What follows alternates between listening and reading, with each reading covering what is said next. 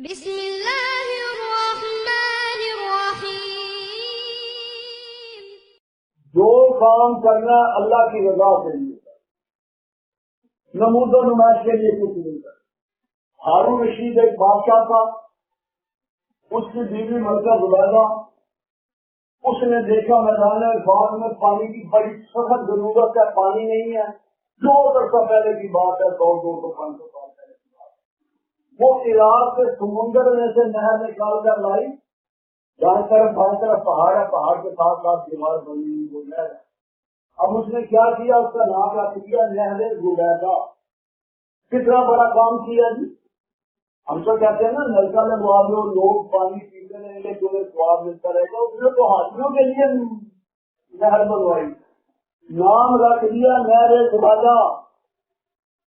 اب جب بات ہوگی کہ کسی کے خواب میں آئی، تو خواب میں جس کے آئی وہ کہنے لگا کہ وہ کہتی ہے ریجیکٹ ہو گئی سب کچھ، وہ نہریں نوریں ختم ہو گئی۔ کیوں ختم ہو گئی؟ اللہ کو یہ بات پسند ہی نہیں آئی۔ اللہ پاک کہتے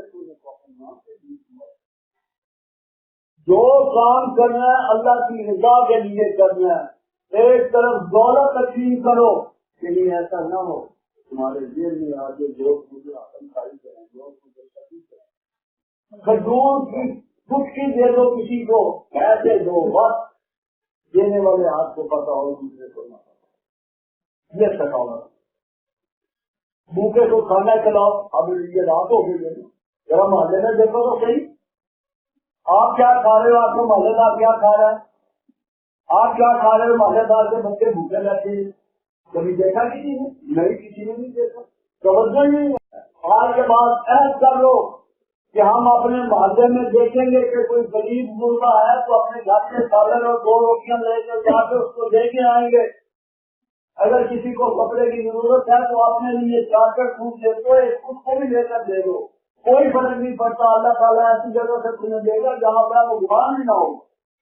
ماں باپ کی خدمت کرو، ماں کے قدموں کے نیچے جنت، اور سارے دنیا صاحب کہتے ہیں باپ اور سب ابواب الجنہ، جنت کا سب سے بڑا دروازہ باپ۔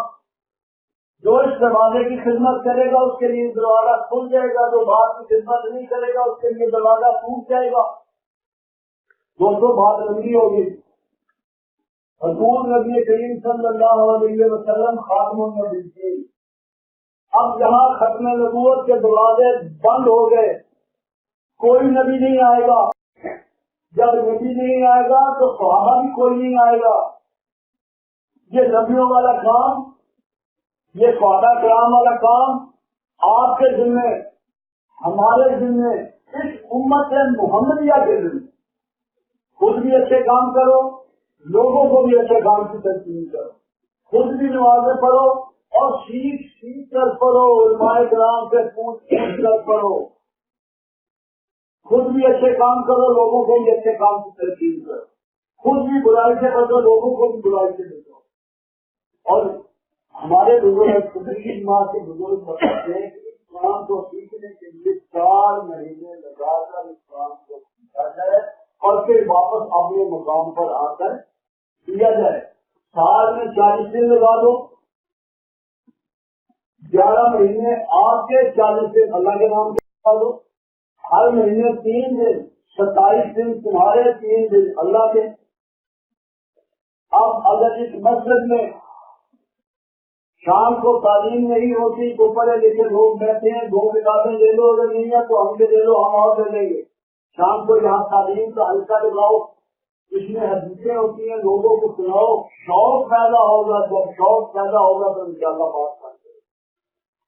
ہفتے میں 1 چکر لگاؤ، گشت کرو، گشت کا عمل بھی چھوٹا سا عمل ہے، یہ حضور پاک کی سنت ہے۔ کہتے ہیں جس نے نبی کی 1 سنت زندہ کی اس نے 70 شہیدوں کا ثواب حاصل کیا۔ مسجد کے اعمال پورے کرو۔ کیا خیال ہے پھر یہ مسجد کے جو اعمال ہیں یہ پورے ہوتے ہیں تو ساتھی والا کرنے والا انشاءاللہ تو ماشاءاللہ تو خارج کرتے ہیں۔ تو ایک آدمی آگے کو کرے نا وہ کہے کہ ہم انشاءاللہ کل روزانہ عشاء کے بعد یہاں تعلیم کا حلقہ لگا. یہ تعلیم کا حلقہ مسجد نبوی کے کاموں میں ایک کام ہے. مسجد نبوی میں ایسے ہلکے لگتے ہیں یہ چھوٹا میرے بھائیوں کام نہیں ہے. اور روزے کی جماعت ایک اگر یہاں سے پہنچے, ہم کتنی دور سے آئے ہیں, کم از کم 14-15 گھنٹے کا سفر طے کر کے آئے ہیں.